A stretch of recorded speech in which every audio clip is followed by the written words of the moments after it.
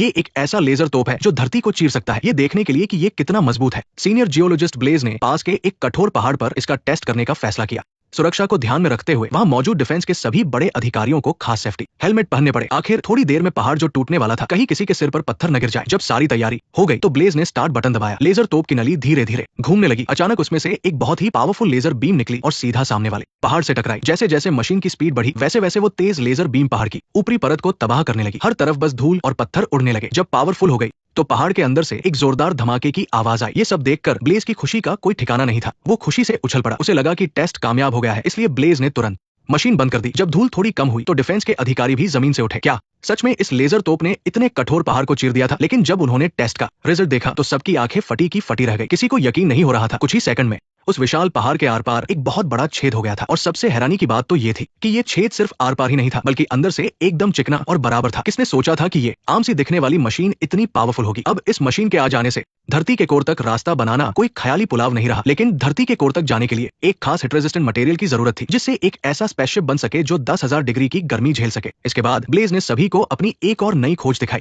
उसने एक जिंदा सफेद चूहे को एक छोटे से खास डिब्बे के अंदर डाला और फिर से उस लेजर तोप को चालू कर दिया। ठीक है, तैयार है, चलिए शुरू करते हैं। जब वो लेजर बीम सीधा डिब्बे पर पड़ी तो एक चमत्कार हुआ। डिब्बे के नीचे का कंक्रीट और डिब्बे के पीछे की मोटी लोहे की प्लेट और मजबूत दीवार, सब कुछ उस 10,000 डिग्री वाले लेजर से तुरंत पिघल गया। लेकिन उस डिब्बे को खरोंच तक नहीं आई। और उससे भी ज्यादा हैरानी की बात तो ये थी कि डिब्बे के अंदर का चूहा अभी भी जिंदा था और उछल कूद रहा था। ये तो बिल्कुल नामुमकिन सा लग रहा था। दुनिया में इतनी गर्मी सहने वाला मटेरियल कैसे हो सकता है? ब्लेज ने समझाया कि ये क्रिस्टल और बहुत ही ठंडे टाइटेनियम के मिक्सचर से बना एक खास मटेरियल है और ये एकदम सही काम कर रहा है। इस ज्यादा गर्मी सहने वाले खास मटेरियल का नाम है ऑब्टेनियम। ये सिर्फ 10,000 डिग्री की भीषण गर्मी ही नहीं सह सकता, बल्कि ये बाहर के प्रेशर और गर्मी को सोखने की ताकत भी रखता है। और ये उस एनर्जी को मशीन को चलाने वाली पावर में बदल देता है। अगर हम इस मटेरियल से अपनी शिप बनाएंगे तो धरती के कोर में जाने पर जैसे जैसे गर्मी बढ़ेगी और हम जितना गहराई में जाएंगे, हमारी शिप उतनी ही मजबूत होती जाएगी। और फिर लेजर तोप की मदद से हम बिना किसी दिक्कत के सीधे धरती के सेंटर तक पहुंच सकते हैं। ब्लेज ने एक और कपड़े को हटाया जिसके नीचे 2 लोगों के बैठने वाली कॉकपिट थी। उसने बताया कि इस प्रोजेक्ट का आइडिया तो बहुत पहले ही बन गया था, बस इसे शुरू करने के लिए बहुत सारे पैसों की कमी थी। अगर पैसे मिल जाएं तो एक ऐसी शिप बन सकती है जो धरती के कोर तक जा सके। पास खड़े एक आदमी ने मजाक में कहा, अगर ये सच में बन गई तो एलियंस भी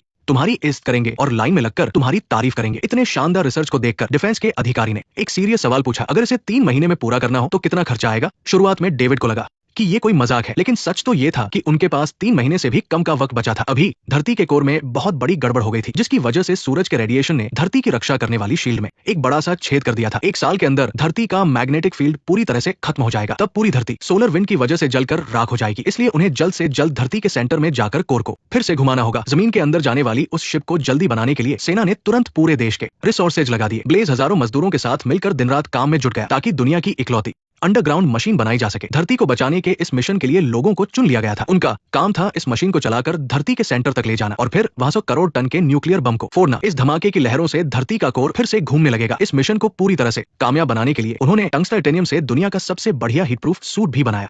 हालांकि इसका असर थोड़ा कम था, लेकिन ये किसी भी इमरजेंसी से बचा सकता था। अलग अलग फील्ड के ये 6 लोग अगले 3 महीनों में इस मशीन के अंदर रहने की ट्रेनिंग लेंगे। मजदूरों की दिन रात की मेहनत के बाद अंडरग्राउंड शिप का स्ट्रक्चर तैयार होने लगा। इस शिप को चलाने की जिम्मेदारी एस्ट्रोनॉट बेका और उसके बॉस को दी गई। उन्होंने हर दिन लगातार इसे चलाने की प्रैक्टिस शुरू कर दी। धरती को बचाने के इस प्लान पर तेजी से काम चल रहा था, लेकिन साथ ही आम लोगों में डर न फैले इसका भी ध्यान रखना था। टीम ने रैट नाम के एक टॉप हैकर को काम पर रखा ताकि सब कुछ सीक्रेट रहे और प्लान बिना किसी रुकावट के आगे बढ़े। लेकिन इसी बीच आसमान में एक अजीब सी बिजली चमकने की घटना फिर से हुई। ये इस बात का इशारा था कि धरती का मैग्नेटिक फील्ड तेजी से कम हो रहा है। हालात अब और भी ज्यादा खराब होने लगे थे। अभी कुछ देर पहले ही रोम का मौसम एकदम साफ था, लेकिन पलक झपकते ही वहां काले बादल छा गए। शुरुआत में वहां के लोगों को लगा कि ये बस नॉर्मल बारिश का मौसम है, लेकिन तभी अचानक घर के सारे लोहे और मेटल के सामान में करंट दौड़ने लगा। लोगों को इस बात की भनक तक नहीं लगी। तभी अचानक टीवी के सिग्नल उड़ गए। एक आदमी ने टीवी को फिर से चालू करने की कोशिश की, लेकिन अचानक लगे तेज झटके ने उसे हैरान कर दिया। बात यही खत्म नहीं हुई। आसमान से अचानक बहुत सारी तेज बिजलियां रोम के कोलोसियम पर गिरने लगी। देखते ही देखते पूरे शहर के लोग दहशत में आ गए। जैसे जैसे धरती का मैग्नेटिक फील्ड कमजोर हो रहा था, आसमान से भारी मात्रा में बिजली आउट ऑफ कंट्रोल होकर गिरने लगी, जिससे एक बहुत बड़ा तूफान आ गया। जमीन पर एक बहुत बड़ा और गहरा गड्ढा बन गया। इस तूफान की तबाही किसी मिसाइल से कम नहीं थी। मूर्तियां पल भर में चकनाचूर हो गई। रोम के कोलोसियम पर गिरी बिजली की पावर अपनी लिमिट पार कर चुकी थी, जिसकी वजह से एक जोरदार धमाका हुआ और वो बिजली का तूफान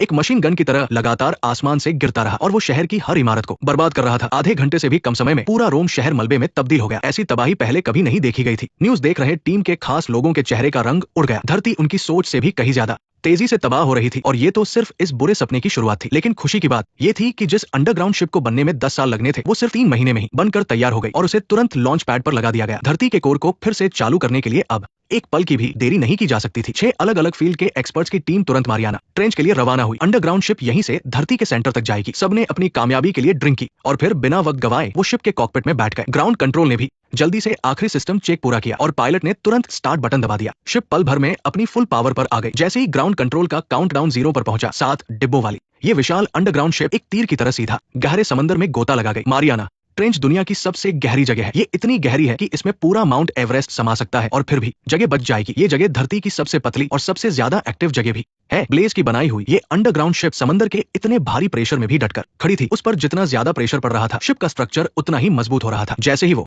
धरती के सबसे पतले हिस्से की तरफ बढ़ रही थी, अचानक समंदर के नीचे एक जोरदार भूकंप आया और धरती की प्लेट्स में बड़ी बड़ी दरारें पड़ गई। समंदर के नीचे पत्थर आपस में बुरी तरह टकराने लगे। बेतहाशा पानी अंदर घुसने लगा, जिससे वहां एक बहुत बड़ा भंवर बन गया। बदकिस्मती से उनकी शिप भी उस भंवर में फंस गई। बाहर निकलने का कोई रास्ता नहीं था। अपने तय किए गए रास्ते पर चलना अब मुश्किल था। हालात को देखते हुए ब्लेज ने तुरंत फैसला लिया और भंवर की दिशा में तेजी से गोता लगाने का ऑर्डर दिया ताकि वो पूरी ताकत से जमीन के अंदर जा सके। यूं ही फड़फड़ाने से बेहतर था कि खुद ही कोई रास्ता निकाला जाए। देखते ही देखते वो शिप अब